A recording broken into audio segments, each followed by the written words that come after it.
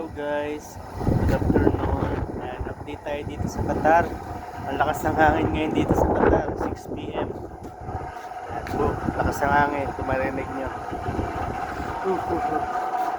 Ayan, update tayo dito, 6 p.m. ng gabi. Ayan, ayan ngayon, maganda ang panahon, maganda, lakas ang hangin, walang takit. Ayan, maganda ngayon ang panahon, parang uulan. Update tayo dito sa pamilya natin sa Qatar, mga may pamilya dito sa Qatar. Update. Yan. Okay po kami ngayon dito. Okay, wala pong masyadong missile. Kaninang umaga lang talaga meron. 3:30 ng madaling araw yon. Yan, ngayon okay. Yan, sana maging okay na.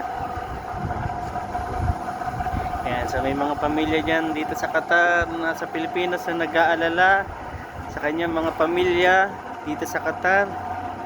Ayan, okay po, update. Okay po kami dito, okay. Wala po ngayong gulo. Huwag po kayo mag-alala, matulog kayo dyan. Wala pong gulo ngayon dito sa Qatar ngayong araw. Anong araw ngayon? March 3. Ayan, alas 6 ng gabi. Pero maliwanag pa dito. Ayan, sa Pilipinas 11 na. Ito, makikita, marinig yung lakas ng hangin.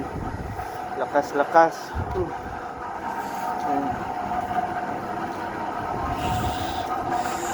ng hangin.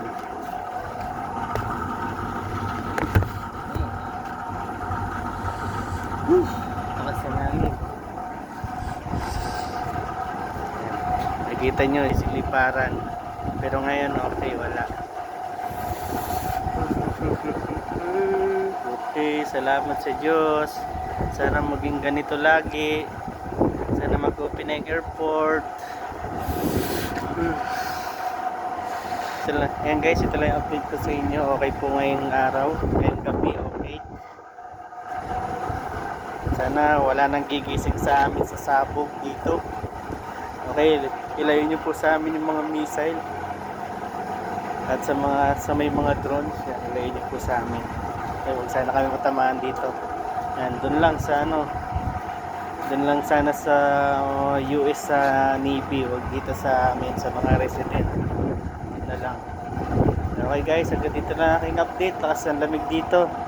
Okay guys, bye bye. God bless sa inyo lahat at God bless sa amin. Lamig ngayon, sobrang lamig.